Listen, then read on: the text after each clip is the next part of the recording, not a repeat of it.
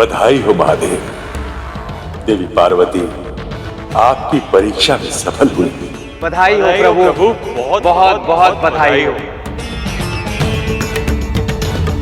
सखा, अब आप उनकी प्रतीक्षा का अंत कर दें। उन्हें दर्शन दे दीजिए सखा। अभी केवल वो अपनी पहली परीक्षा में ही सफल हुई।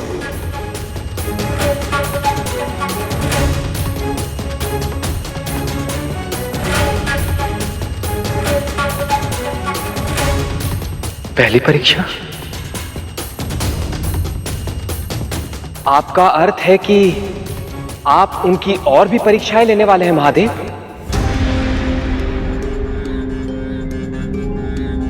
उनकी पहली परीक्षा के उपरांत मुझे यह ज्ञात हुआ कि इस अवतार में देवी सती पहले से भी अधिक निस्वार्थ और धैर्यवान हो गई है और मेरी अर्धांगिनी बनने के लिए इन सब गुणों का होना आवश्यक है।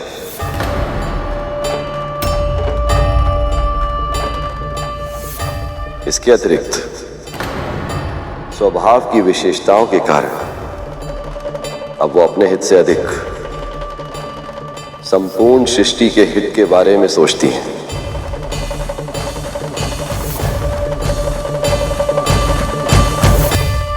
पर केवल ये पर्याप्त नहीं है। अपने पिछले जन्म के कारण मुझे पाकर भी मुझे वो समझ नहीं पाई।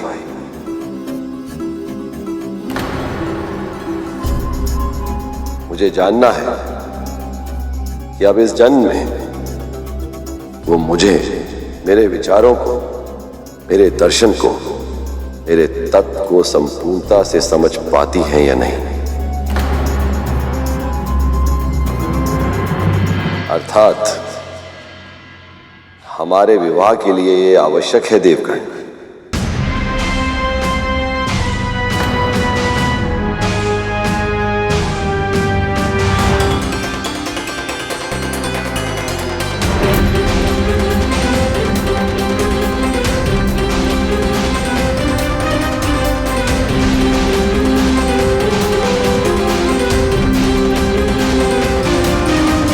फिर माँ, महादेव ने उनकी परीक्षा कब ली और कैसे? महादेव देवी पार्वती के त्याग को देखने के बाद समझ चुके थे कि देवी पार्वती दूसरी परीक्षा के लिए तैयार है और दूसरी ओर तारकासुर के आतंक से वो अभिज्ञ नहीं थे। इसलिए शीघ्र ही दूसरी परीक्षा लेने के लिए उन्होंने फिर से अपना वेश बदला। राजकुमारी,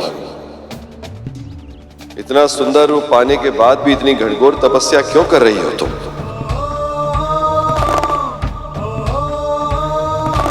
यह आयु साधना के कष्टों का अनुभव करने की नहीं, बल्कि विवाह करके ग्रस्त जीवन का सुख भोगने की है। यह हमारी प्रिय सखी पार्वती है ऋषिवर। अपने प्रियतम महादेव शिव के साथ विवाह की इच्छा के कारण गहन तपस्या कर रही। शिव के साथ विवाह? उस औघड़ के साथ विवाह?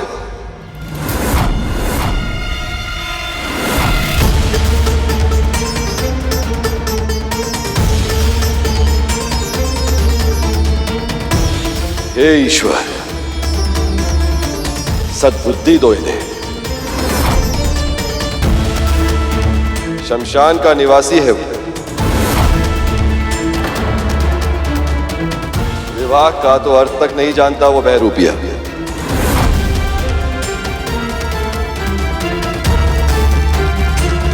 ऋषिवर, आपसे निवेदन है, कृपा करके ऐसे वचन ना कहें। हमारे सखी के हृदय को कष्ट पहुंचेगा। ऋषिवर, हमारी सखी शिवशंकर से असीमित प्रेम करती हैं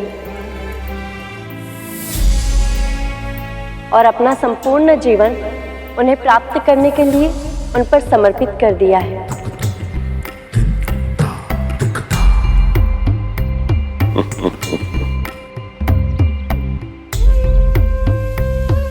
क्या इन्होंने या आप में से किसी ने शिव शंकर को देखा है?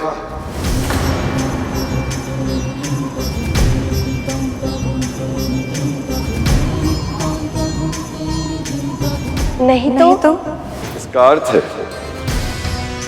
कि आप नहीं जानते कि शिव से विवाह के बाद इनका जीवन कैसा होगा। तो आओ, चलो मेरे संग और स्वयं ही देख लो इन्होंने क्या चुना है अपने भविष्य के लिए।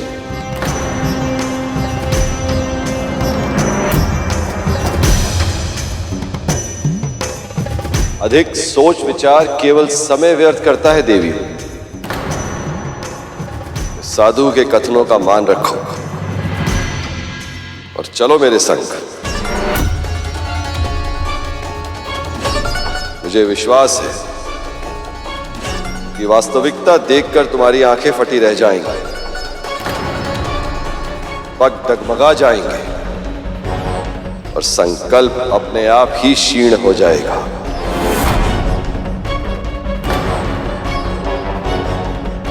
सत्य जानने का भय है या इस साधु के कथनों पर विश्वास नहीं?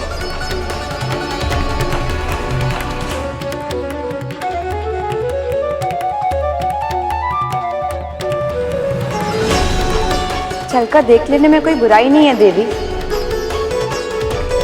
भला संसार में ऐसा क्या है जो महादेव के प्रति आपका प्रेम और संकल्प को कम कर सके?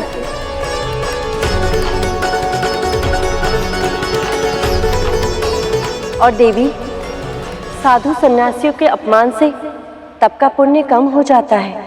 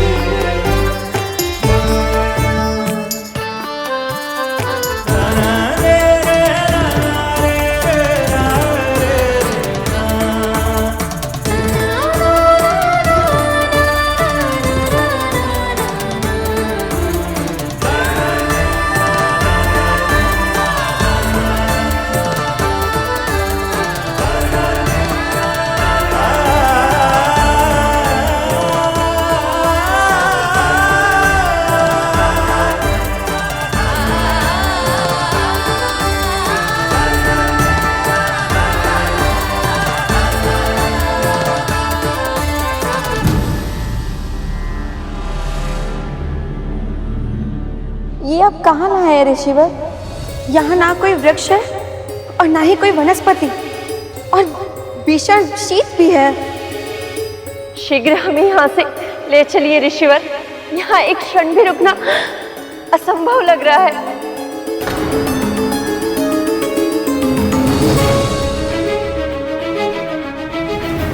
शिव के निवास कैलाश स्थान पर इससे भी कम तापमान होता है।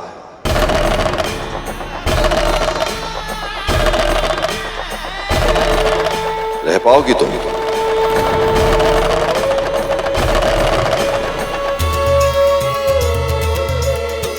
पार्वती मौन क्यों है?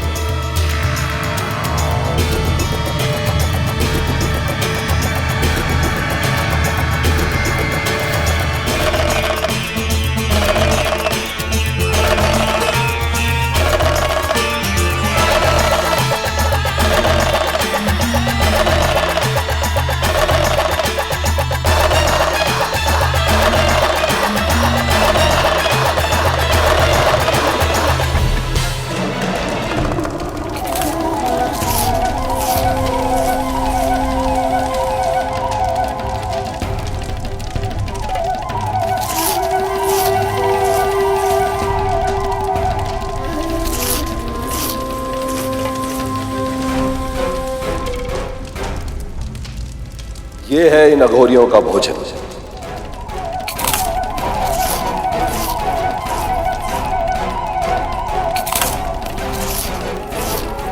शिव भी इनकी तरह भिक्षा मांगकर भोजन करता है। स्वयं ही देख लो कि वो तुम्हें क्या खिलाएगा।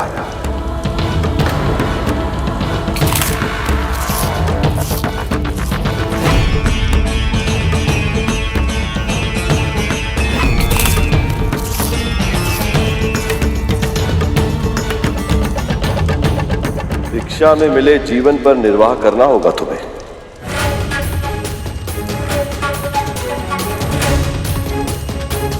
और तो और उसके पास तो उचित पात्र तक नहीं, खप्पर में ही खाता पीता है।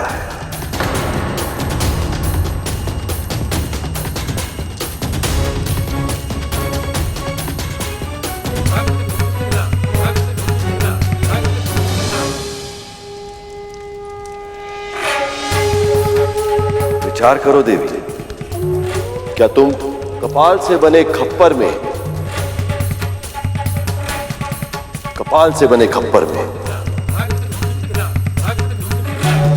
भोजन कर पाओगे?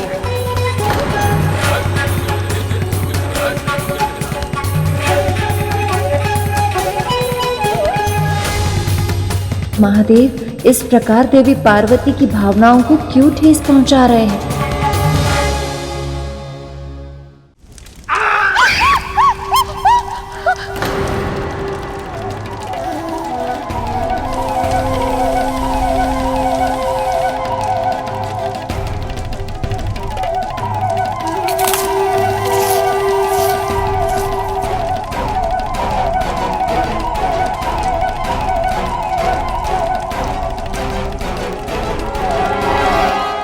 ऐसा विपरीत व्यवहार क्यों कर रहे हैं महादेव? ऐसा लग रहा है कि वो मां पार्वती से विवाह ही नहीं करना चाहते। इतना भयभीत कर रहे हैं ये इन्हें कि इनका संकल्प दुर्बल पड़ जाए और मां पार्वती स्वयं विवाह करने से मना कर दें। इतना ही नहीं देवराज, महादेव तो माता पार्वती को ऐसे भड़का रहे हैं जैसे मानो वो चाह रहे हो कि माता पार्वती उनके साधु रूप पे अपना क्रोध दिखाएं, जिसके फलस्वरूप उनके तप का फल कम हो जाए। महादेव की यह परीक्षा तो दो धारी तलवार है, माता पार्वती इस पर कैसे सफल होंगी?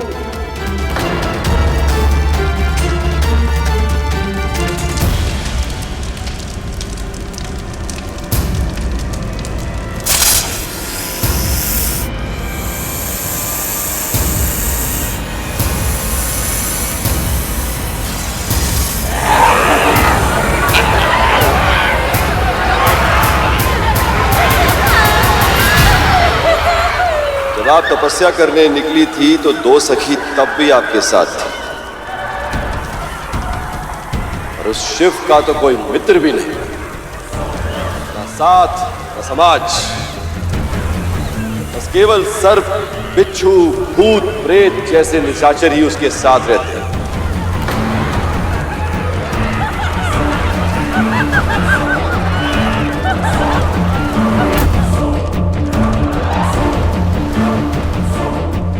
क्या तुम रह पाओगे?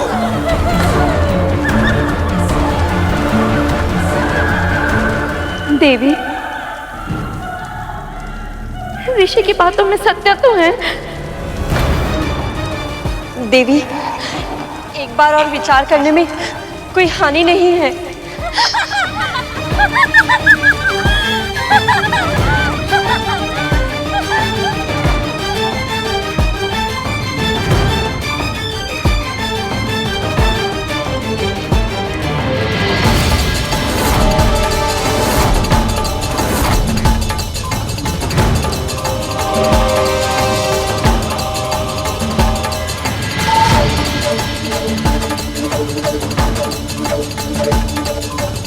मैंने तो यहां तक सुना है कि पिछली पत्नी के साथ उनका प्रेम भाव कम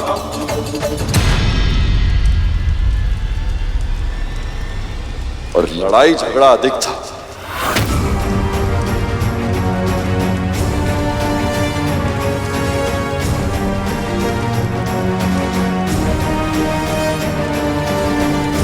वो निसहाय निर्बल कन्या शिव की क्रूरता से बचने के लिए आत्मदाह करने के लिए विवश हो गई थी।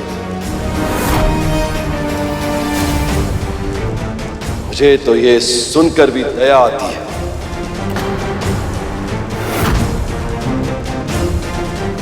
यदि ऐसी ही स्थिति तुम्हारे साथ उत्पन्न हुई तो?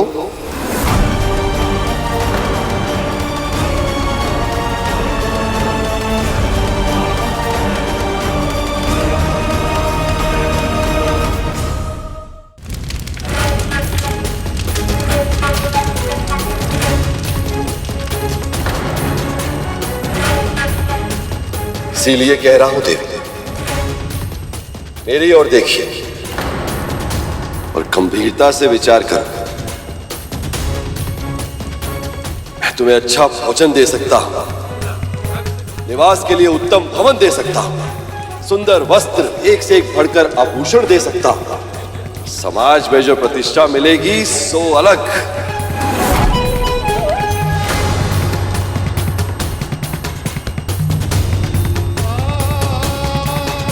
इसीलिए कह रहा हूं देवी, अपने हृदय से शिव का विचार त्याग कर मुझसे विवाह कर लो सुंदरी।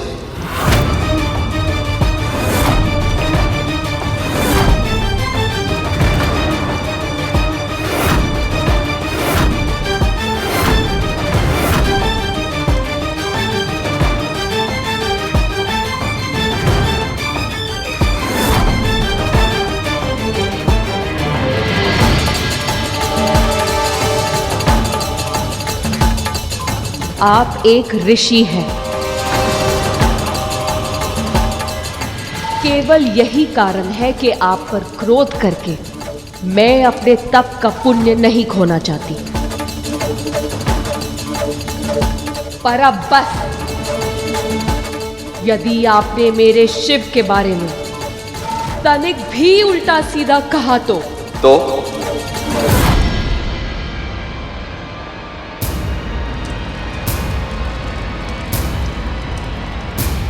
तो क्या देवी, क्या करेंगे आप?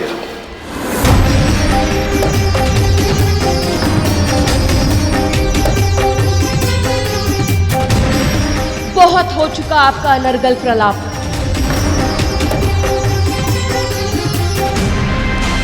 वो इस संसार के स्वामी हैं। ये समस्त सृष्टि जिनमें लय होती है, उन आदि योगी शिव के बारे में बहुत दुर्वचन कह चुके आप। पर अब बस, आपको अपने कर्मों का परिणाम भोगना ही होगा।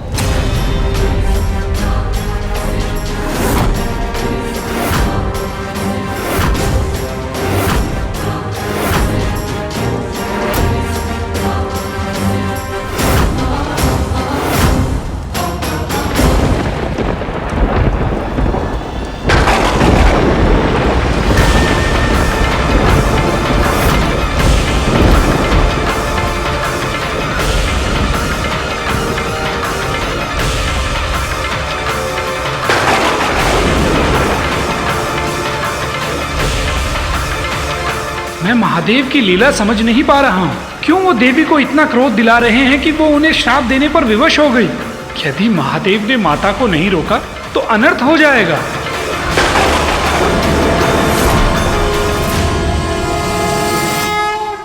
आपको आपके कर्मों का परिणाम भोगना ही होगा।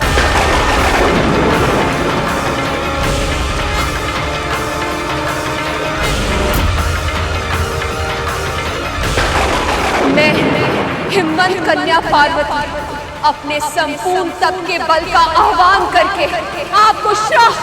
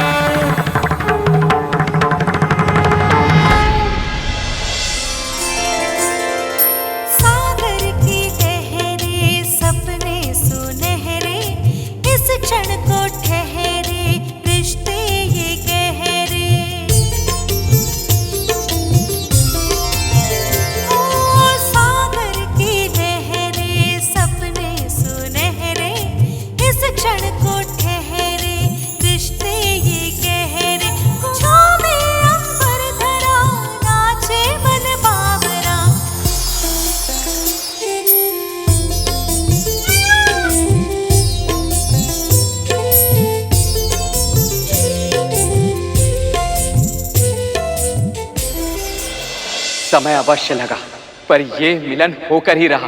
नारायण नारायण। पुष्पों के सब दल, सरिता की कलकल, मेघों का काजल, अंबर व जल थल।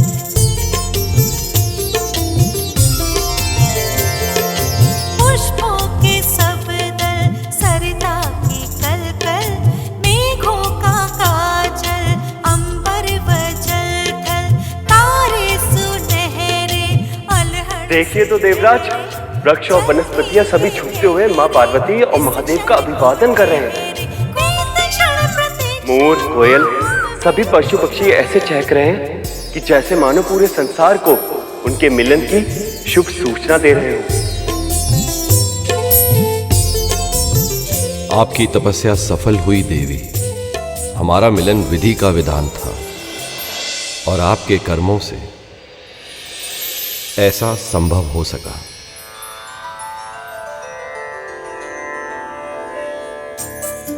सहस्त्रों वर्षों से इतनी प्रतीक्षा करने के बाद, अनेक कठिनाइयां और चुनौतियों के बाद अब जाके हमारा मिलन हुआ है देवी।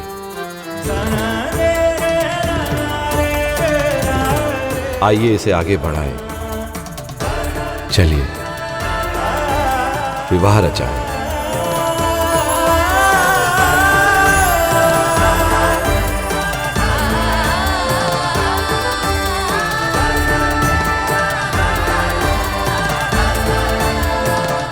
मुझे क्षमा कीजिए महादेव, पर मैं ये विवाह नहीं कर सकती।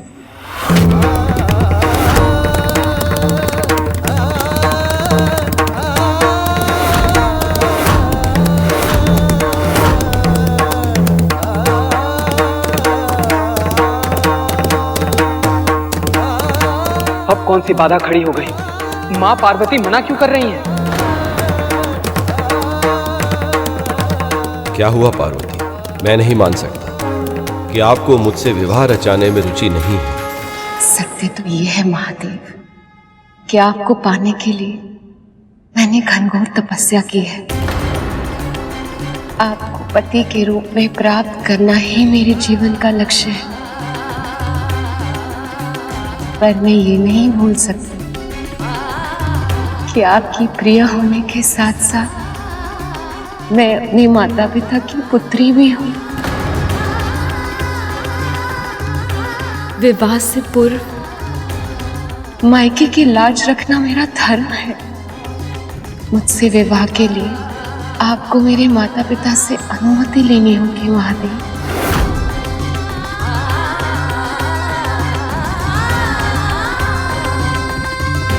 मेरे माता पिता से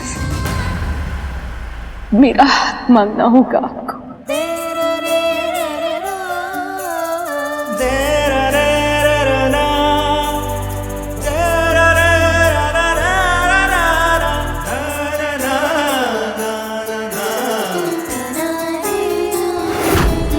विवाह के लिए देवी पार्वती की ये विशेष मांग सुनकर महादेव और अन्य देवी देवता सब सोच में पड़ गए।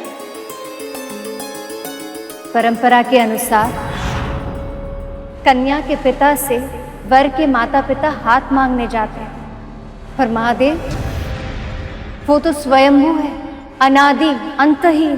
ना तो कोई उनकी माता है, ना पिता, ना कुल, ना गोत्र, ना परिवार। वो तो इन सब से परे है, इन सब से पूर्व है। वो अजन्मे आदि योगी। ऐसे में किसी को समझ नहीं आ रहा कि महादेव की ओर से महाराज हिमवंत के पास विवाह का प्रस्ताव लेकर कौन जाएगा। और तब महादेव ने गुरु वशिष्ठ और उनकी पत्नी देवी अरुंधति का आवाहन किया।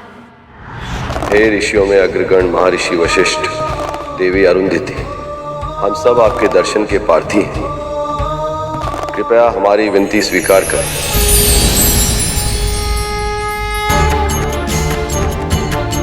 आप सब ऋषियों में सर्वप्रथम है महर्षि, सर्वाधिक सम्मानीय है। त्रेता युग में जब मेरे आराध्य श्री राम जन्म लेंगे तो आप उनके भी गुरु बनेंगे। और गुरु की महिमा तो इतनी अधिक होती है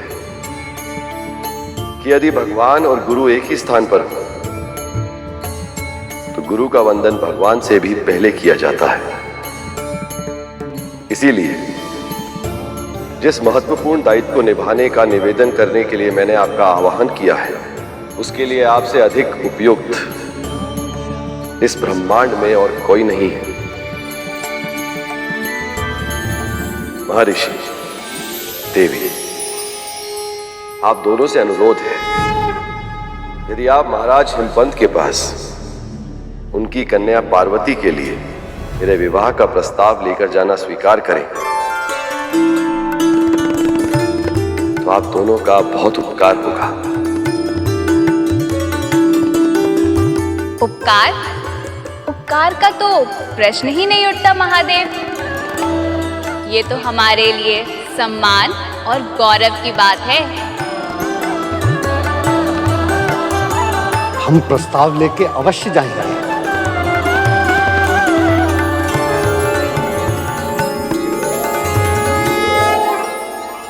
प्रेम की अधीरता में हृदय अनेक बार भावुक होकर चूक कर बैठता है, किंतु हमें अपनी पार्वती पर पूर्ण विश्वास है।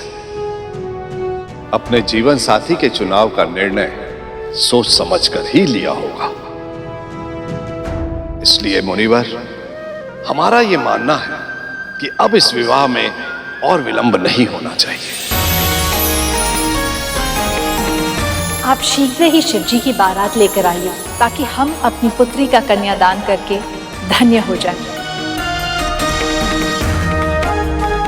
अब शीघ्र ही मेरा मिलन मेरे स्वामी महादेव के संग हो जाएगा और हम सदा सदा के लिए एक हो जाएंगे।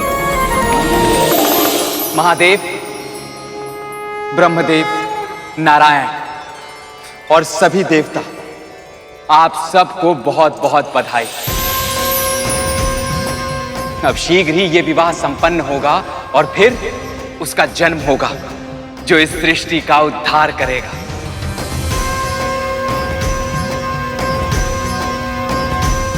ये तो आपने बहुत ही शुभ समाचार सुनाया है महर्षि। मुझे इतनी प्रसन्नता का अनुभव हो रहा है कि समझ ही नहीं आ रहा, पांव भूमि पर टिक क्यों नहीं रहे। हम सबकी भी यही अवस्था है श्रृंगी। अब हम शीघ्र ही अपने प्रभु की बारात लेके जाएंगे और माँ को उनके घर वापस लेके आएंगे।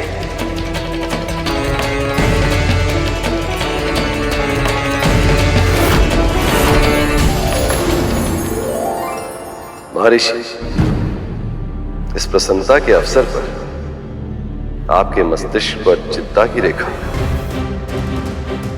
महादेव, यदि मेरे वश में होता मैं ये बात कदापि न कहता।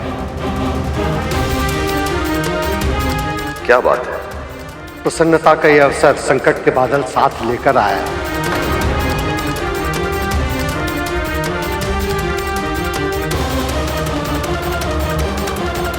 यदि महाराज हिमवंत और महारानी मैना ने देवी पार्वती का कन्यादान कर दिया तो अनर्थ हो जाएगा।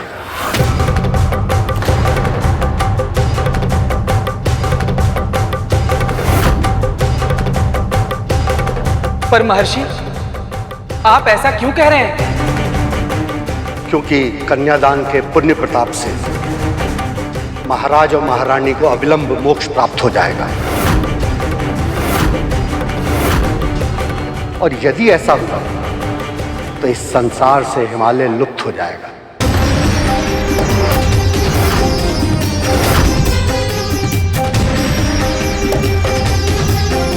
वो हिमालय जो सारी सृष्टि की तप भूमि है,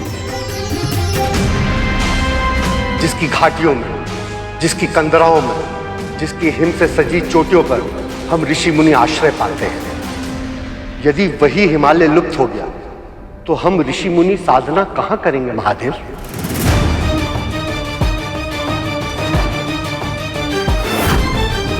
पर महर्षि, उनका कन्यादान करना अति आवश्यक है, अन्यथा विवाह नहीं होगा और उसके बिना तारकासुर के संहारक का जन्म भी नहीं हो पाएगा।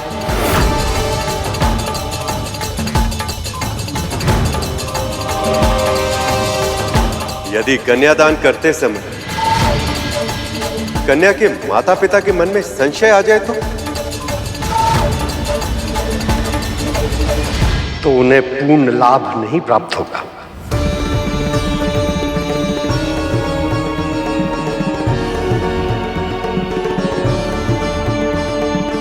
और ऐसे में महादेव का विवाह भी हो जाएगा और तपोभूमि भी सुरक्षित रह जाएगी।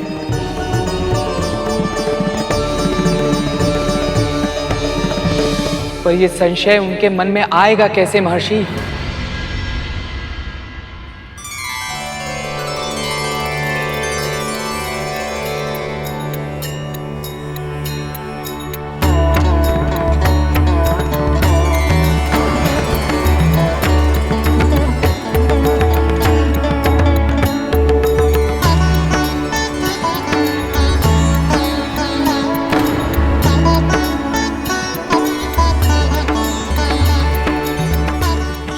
ये आप सब लोग मेरी तरफ क्यों देख रहे हैं? क्योंकि ये कार्य केवल आप ही कर सकते हैं देव ऋषि। मैं कैसे प्रभु? मैं कैसे करूंगा महाराज हिमवंत और महारानी मैना के हृदय में शंका उत्पन्न? यदि ऐसा करने में कहीं मैंने महादेव और पार्वती के मिलन में कोई विघ्न उत्पन्न कर दिया तो? भोजन कक्ष में सब कुछ ठीक चल रहा है ना? जी महाराज। प्रीति भोज में कोई समस्या नहीं आनी चाहिए। जी।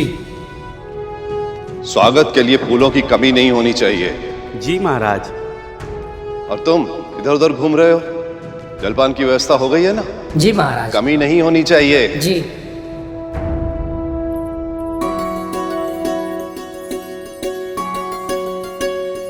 संसार के सबसे उत्तम श्रेणी के रेशमी वस्त्र और आभूषणों को तैयार रखो। और हाँ, केवल दामाद जी को ही नहीं, बारात में जितने जन आएंगे सभी को उपहार देना है हमें। शीघ्र करो, समय निकला जा रहा है।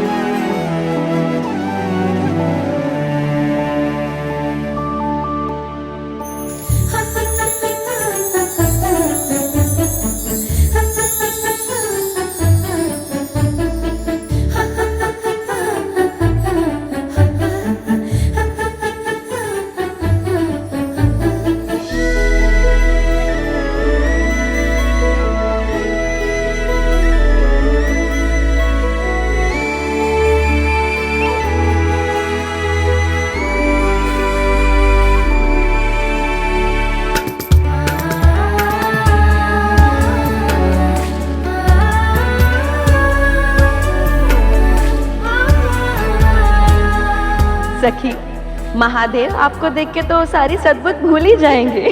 सद्बुद्ध की बात ही नहीं है जया।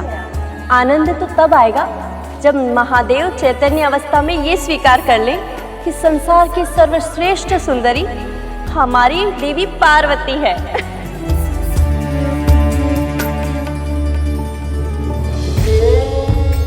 ये सुंदरता तो उनके प्रेम की है। सत्य तो ये है कि मेरे शिव ही सबसे सुंदर हैं। इसे विश्राम स्थल पर ले जाइए। नारायण नारायण। अरे देवऋषि नारद जी। पधारिए देव ऋषि, आपका बहुत बहुत स्वागत है। आप ही के कारण ये संबंध हो पा रहा है, वरना मेरी पुत्री उस योगी की तपस्या क्यों करती?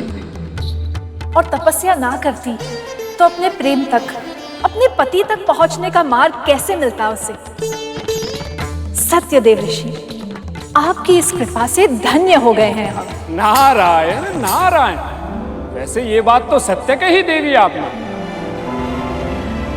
भला इस संसार में शिव के समान दिव्य और कौन हो सकता है? आप दोनों जब शिव को देखेंगे तभी ये जान पाएंगे कि आपका दामाद कैसा है। आपके इस कथन से मेरे भीतर उत्सुकता जागृत हो रही है देव ऋषि। मैंने शिवजी को कभी देखा नहीं, बस पार्वती के मुख से उनके बारे में सुना है। वो कैसे हैं देव ऋषि? उनके सुदर्शन रूप का वर्णन तो मैं भी नहीं कर सकता। वैसे बारात निकल चुकी है, कुछ ही समय में यहाँ आ जाएगी। आप स्वयं ही देख लीजिएगा। आपका दामाद, आपकी पुत्री का जीवन साथी कितना अनोखा है, कितना अद्भुत है, कितना दिव्य है। इनके हृदय में शंका तो उत्पन्न कर दी है मैंने। देखते हैं इसका परिणाम क्या होगा। मेरी पुत्री ने जिसे अपना वर चुना है, अवश्य ही वो अति रूपवान होगा। साज सज्जा से सुशोभित होकर जब वो मेरी पुत्री से विवाह करने आएंगे तो समस्त सृष्टि उनके सौंदर्य को निहारती रह जाएगी।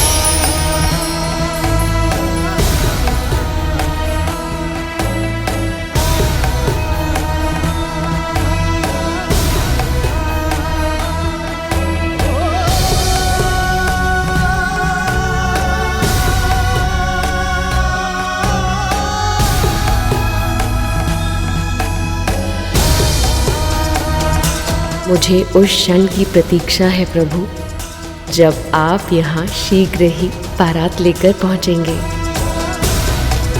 मैं भी उस क्षण की प्रतीक्षा आतुरता से कर रहा हूँ प्रिय, जब हम सदा सदा के लिए एक हो जाएंगे। आप दोनों जब शिव को देखेंगे तभी ये जान पाएंगे कि आपका दामाद कैसा है। महर्षि नारद के वैसे कहने का क्या आशय था? मैंने तो शिव को कभी नहीं देखा। क्या वो हमारी पुत्री के लिए एक योग्य वर हैं?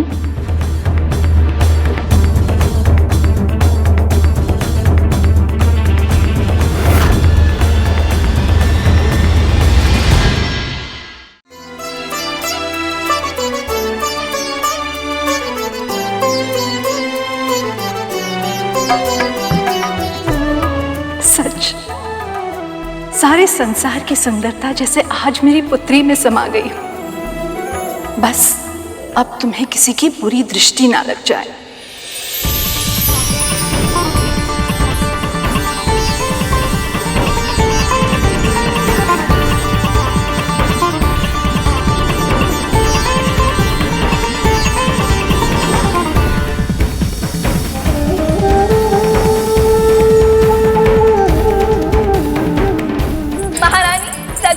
बारात आ गई, बारात आ गई सखी। जिनके भाग्य में साक्षात सुंदरता की ये देवी है, वो मेरे दामाद स्वयं कैसे दिखते हैं, मैं भी तो देखूं जरा।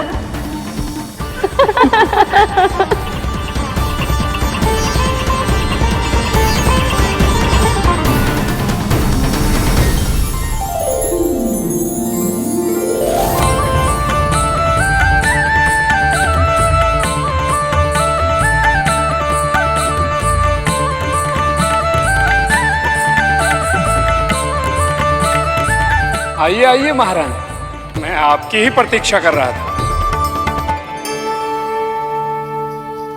देवऋषि, आपने तो कहा था कि शिवजी बड़े दिव्य और अनोखे हैं। क्या इन सभी दिव्य ऋषि में से कोई एक है वो? ये तो सप्त ऋषि हैं महारानी, शिव तो इनसे भी अधिक दिव्य हैं।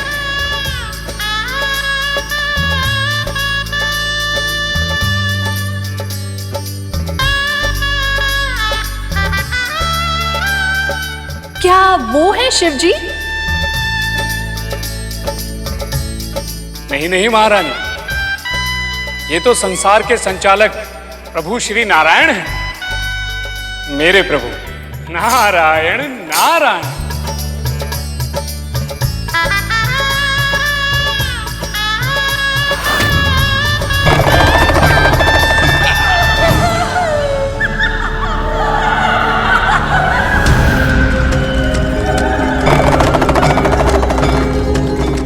भगवान, कौन है ये सब? ये तो शिव के गण हैं महारानी। भूत प्रेत, पिशाच निशाचर, अघोरी पशु, और ये सब शिव को बहुत ही अधिक प्रिय हैं। इसीलिए तो स्वयंभू शिव भूतनाथ पशुपति कहलाते हैं।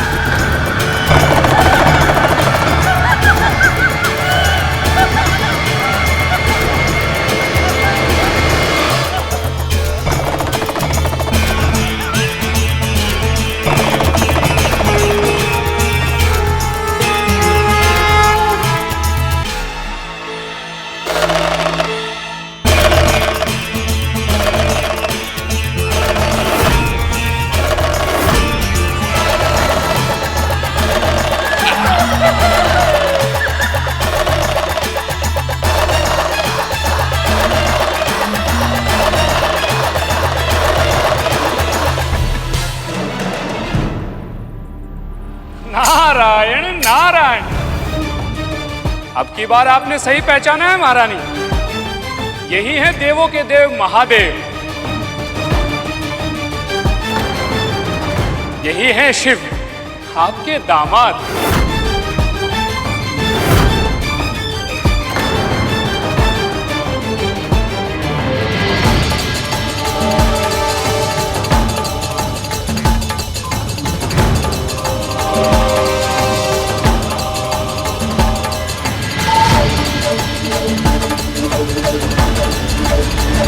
महारानी,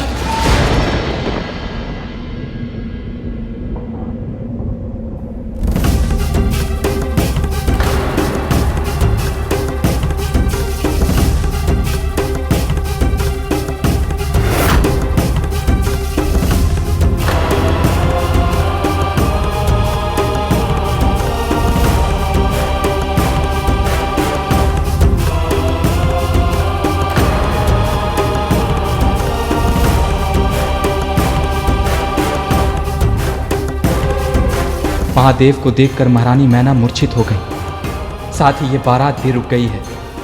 हे प्रभु, अब क्या होगा?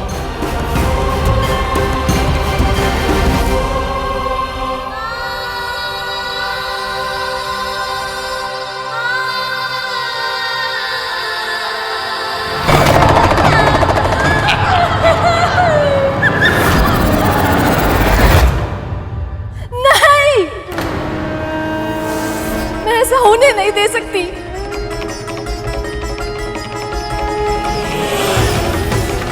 पार्वती, तुम और शिवजी एक दूसरे से बिल्कुल अलग हो। उनका रहन सहन, जीने का ढंग, उनका स्वभाव, सब कुछ तुमसे भिन्न है पुत्री। मैंने महारानी के मन में संशय तो उत्पन्न कर दिया, किंतु कहीं ये शंका इस विवाह में विघ्न का कारण ना बन जाए। विवाह के बाद ऐसे ससुराल में तुम्हारे लिए रह पाना संभव कैसे हो पाएगा? ऐसे व्यक्ति के साथ तुम कैसे सुखी रह पाओगी पुत्री? नहीं नहीं, मैंने जो देखा है मैं उसे नहीं भुला सकती। मैं ये विवाह नहीं होने दे सकती। माँ, माँ, माँ, मैं आपकी चिंता समझती हूँ, पर मेरे लिए शिव और उनका हर रूप सच्चा है, सुंदर है, वो बहुत पवित्र है माँ, बहुत दूर है दिखावे से। आप जानते हैं ऐश्वर्य और वैभव उनके दास हैं, पर फिर भी साधारण जीवन जीते हैं वो। अपनी सारी इच्छाएं त्याग चुके हैं, अपनी इंद्रियों पर विजय प्राप्त कर चुके हैं। उनकी जीवन संगिनी बनकर जीवन के पथ पर उनके साथ चलना मेरे लिए सौभाग्य की बात होगी माँ। ये तुम क्या कह रही हो पार्वती? मेरी बात को समझ क्यों नहीं रही हो? आप ही समझाइए ना इसे। यदि ना समझे ना तो कुछ भी करके किसी भी तरीके से इस विवाह को रोक दीजिए। पर मैं शिव से प्रेम करती हूँ माँ।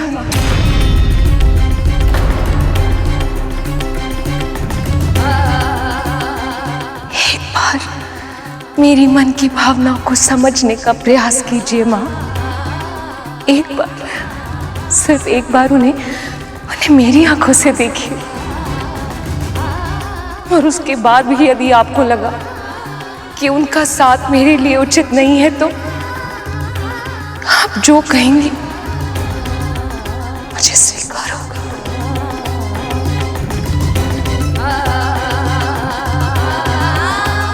हे महादेव, मेरी माँ आपके इस स्वरूप के दर्शन करने में असमर्थ है, इसीलिए मेरी विनती स्वीकार कीजिए। आंखों को हर्षित करने वाला, मन को सुख देने वाला कामेश्वर रूप धारण कीजिए प्रभु।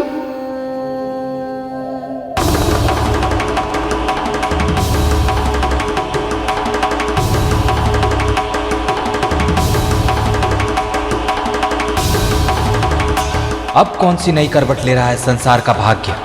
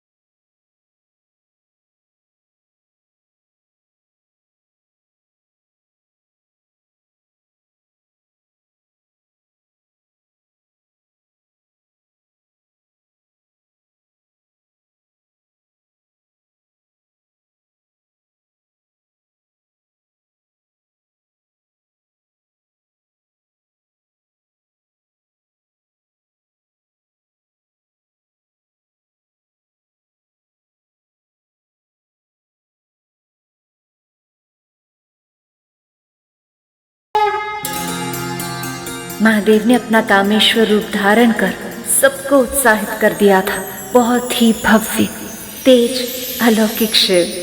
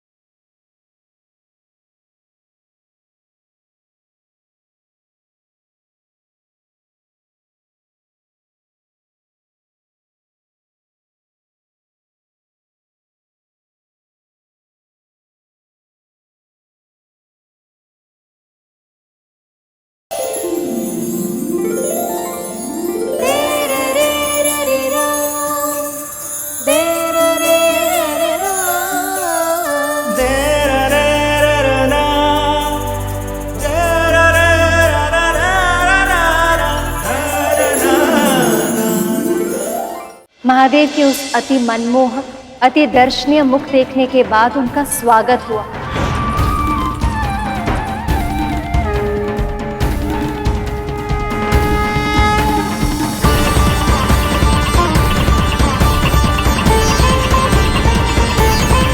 महाराज हिमवंत और महारानी मैना, इन दोनों ने उनके चरण पखारे।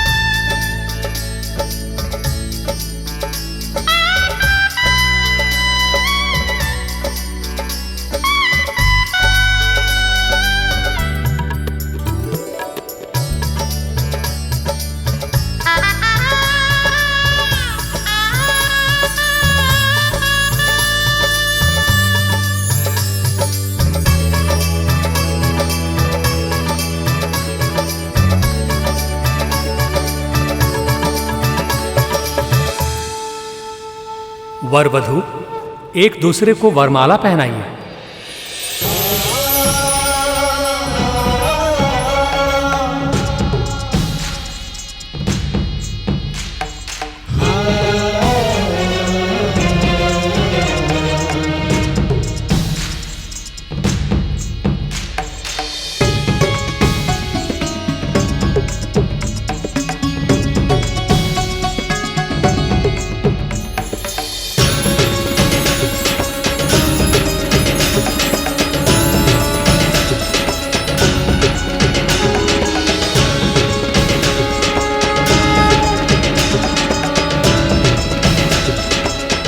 मैं हर पल इस ही क्षण की प्रतीक्षा में व्याकुल रहती थी प्रभु। मैं भी बड़ी आतुरता से इस क्षण की प्रतीक्षा कर रहा था प्रिय। आप ही मेरी शक्ति है, आपके बिना मैं अपूर्ण था।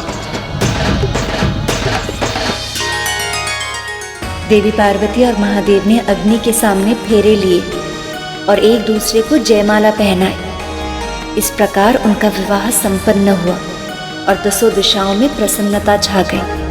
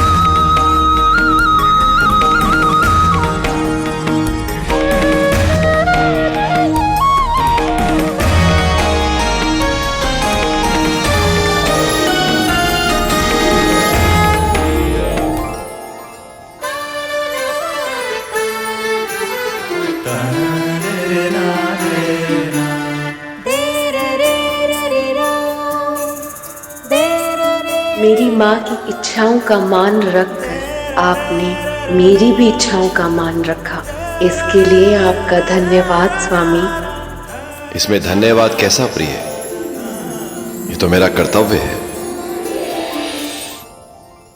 और इस तरह देवी पार्वती और महादेव ने एक दूसरे का सम्मान रखकर संसार के समक्ष एक आदर्श जीवन साथी होने का प्रमाण रखा।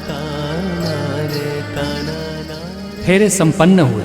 अब आप दोनों अपना स्थान ग्रहण कीजिए, बैठिए।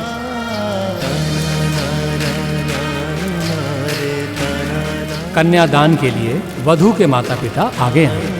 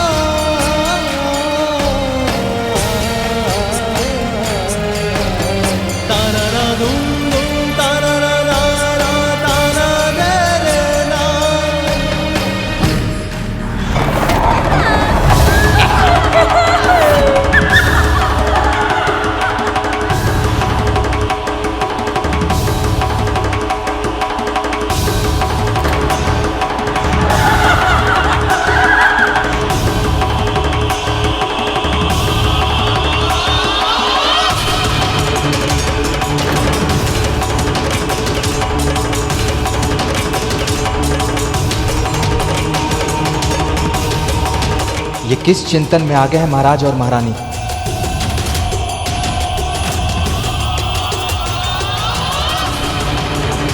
महारानी मैना और महाराज हिमवंत पुनः हिचक रहे थे प्रभु। किंतु महादेव से अधिक संपन्न तो तीनों लोकों में कोई नहीं है। तीनों लोकों के स्वामी वो स्वयं ही तो है। और अब तो ये बात वो दोनों भी जानते थे, फिर किस कारण चिंतित थे वो प्रभु? ये सब महर्षि नारद की करनी का परिणाम था मूषक जी। पर प्रभु वैसे तो महादेव और देवी पार्वती के विवाह में अड़चन उत्पन्न हो गई, परंतु इस शंका के कारण महाराज हिमवंत और महारानी मैना ने विवाह रोक दिया। तो ये क्या हो गया मुझसे? एक अनर्थ रोकने की चाह में मैंने एक नई अड़चन को उत्पन्न कर दिया। हिमालय पर्वत की रक्षा करने हेतु महाराज तथा महारानी के मन में महादेव के लिए शंका तो उत्पन्न कर दी महर्षि नारद ने, पर उन्होंने ये सोचा ही नहीं कि शंका उत्पन्न तो शीघ्र हो जाती है, किंतु उस शंका से मुक्त होने में हृदय को बहुत समय लग जाता है।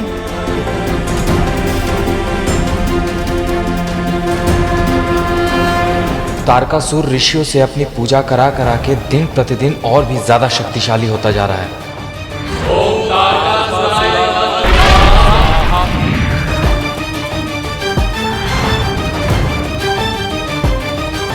यदि इस विवाह में और विलंब हुआ तो तारकासुर खुद को इतना शक्तिशाली बना लेगा कि उसे रोकना असंभव हो जाएगा।